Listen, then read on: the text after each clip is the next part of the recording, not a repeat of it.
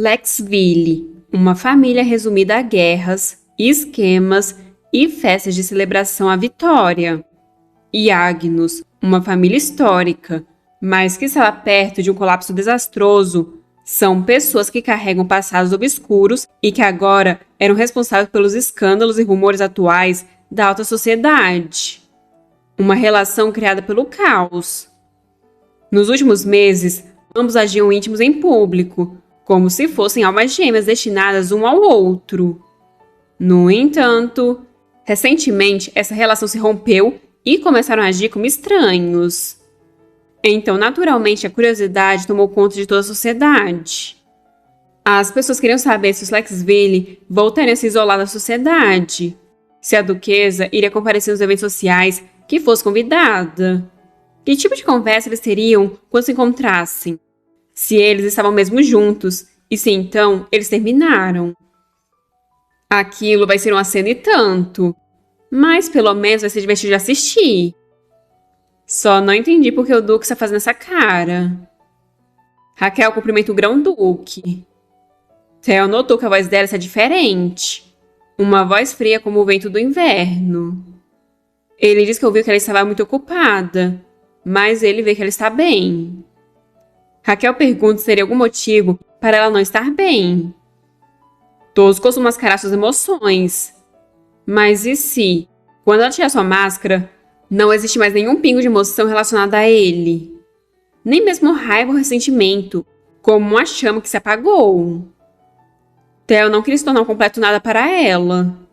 Ele já tinha aceitado e se conformado a viver o tempo que lhe resta, ao menos sendo odiado. Assim ele pede para eles conversarem em particular. Mas Raquel pergunta se por acaso existe alguma coisa para eles conversarem. Theo fecha o punho com força e poder começa a ser liberado, o que deixa o Chase nervoso. Raquel pergunta o que ele está fazendo, e Theo responde que uma duquesa respondeu dessa forma um grão-duque. Ele não tem o direito de mostrar ao menos estar desconfortável com a situação? O grão-duque não está conseguindo controlar seu poder, mas é melhor parecer grosseiro do que mentir de novo. Assim ele diz nunca ter imaginado que ela ficaria ao lado de um homem que fica assustado só por ele mostrar seu descontentamento. Raquel pergunta se ele está tentando arruinar a festa de aniversário do Duque Noss.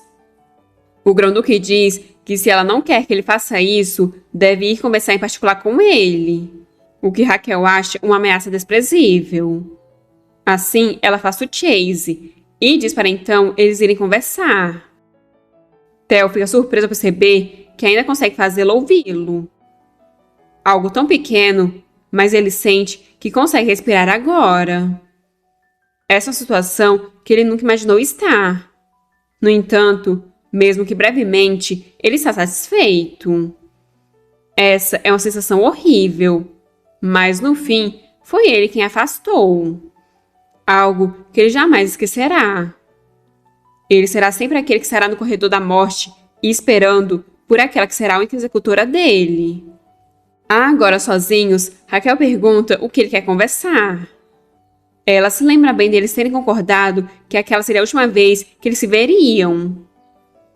Theo manda se lembrar do acordo deles, o que Raquel disse lembrar, mas ele falou que não precisava mais.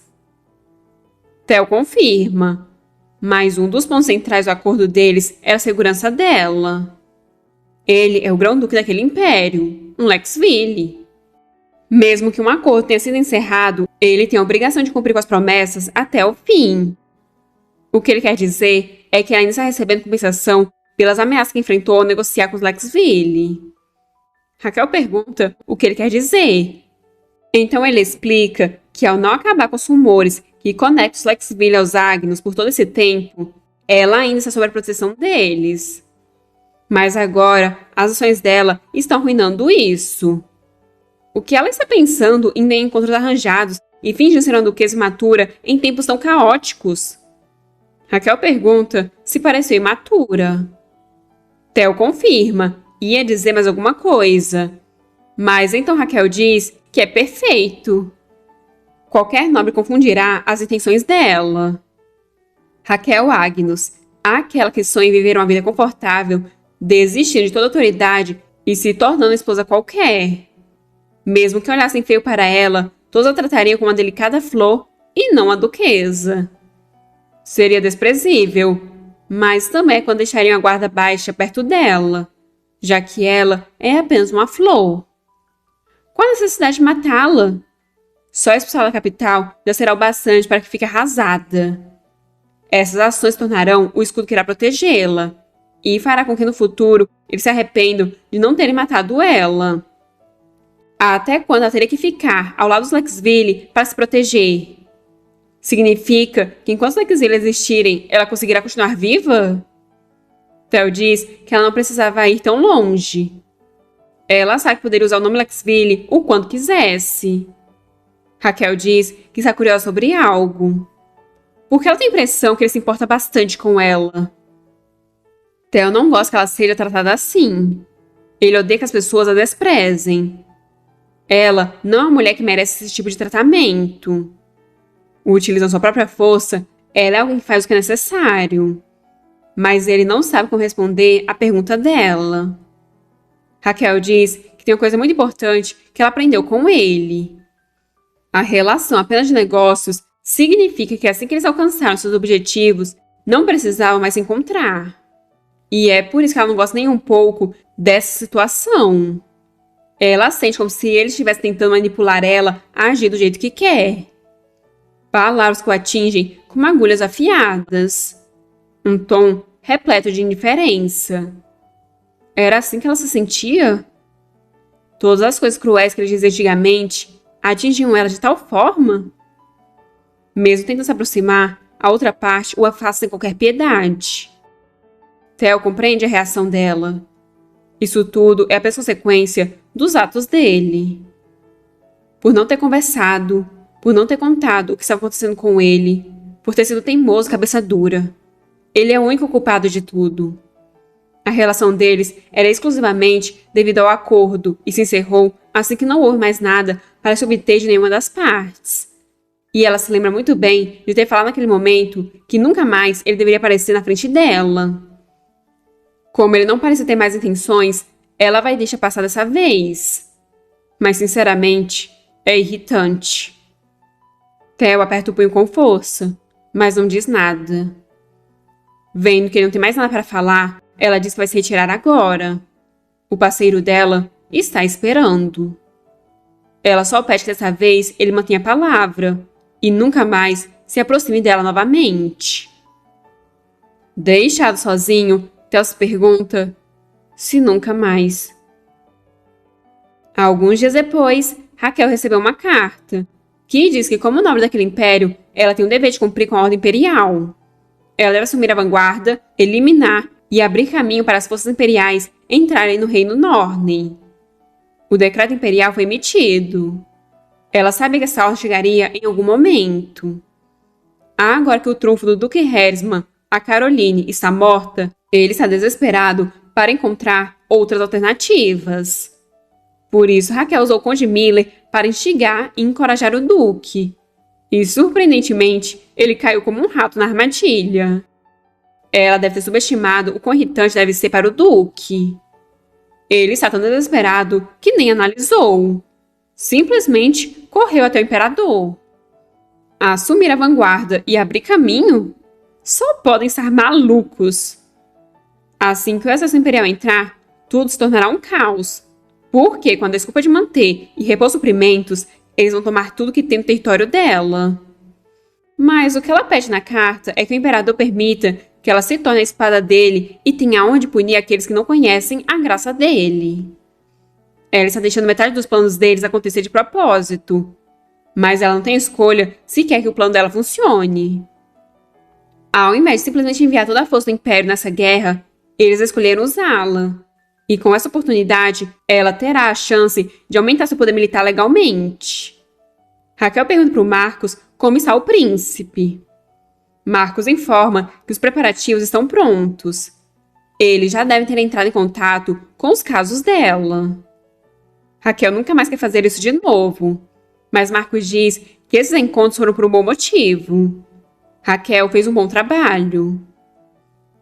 Todas as cartas enviadas para eles são monitoradas, então não tinha o que eles fazerem. Já faz um bom tempo que o tio imperador faleceu, mas ainda assim estão mantendo essas pessoas sob monitoramento. Entre todos os pretendentes que ela foi aos encontros arranjados, existiam alguns nomes misturados. Esses eram os filhos da força militar do tio imperador, que foi completamente massacrada há 3 anos atrás, e agora se tornaram aliados dos Agnos. Pessoas que estavam na lista que a imperatriz entregou e que eram restringidas de qualquer vida social.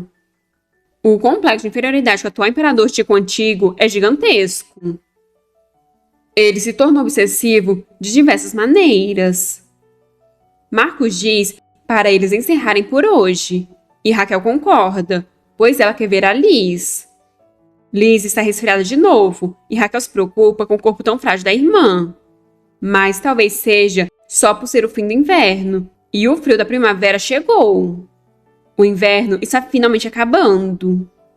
O frio intenso que chega no fim do inverno transforma essa sensação difícil para todos.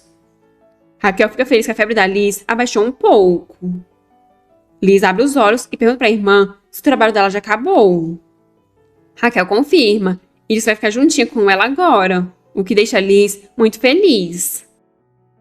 Desde que ela se tornou Raquel, imagina a vida onde ela e a Liz se tornarão velhinhas juntas.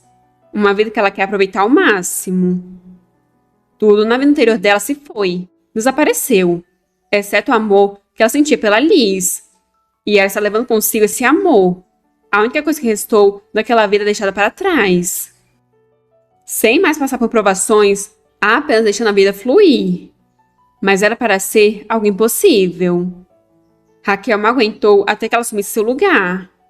Se ela tivesse morrido antes de qualquer coisa, Marcos teria ido atrás da Liz, já que todos os membros da família teriam desaparecido. Com isso, esse Simão teria seguido seu curso natural. E a Liz teria... Para que o futuro dela seja pacífico, Raquel precisa se livrar de todos os perigos, mesmo que, como consequência, uma guerra exploda. Ela está sendo gananciosa? Todos os eventos continuam acontecendo e se espalhando como raízes, sem qualquer descanso, chegando em tal ponto que se torna imprevisível. Sempre que algo imprevisível acontece, ela teme que a Liz volte a ficar sozinha novamente. Assim, ela se desculpa mentalmente com a irmã e diz que irá se esforçar mais.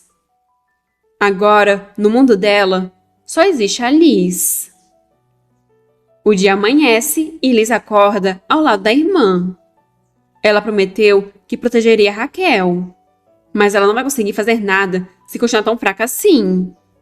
Será que é por causa dessa mana pura que ela recebe quando está com a irmã?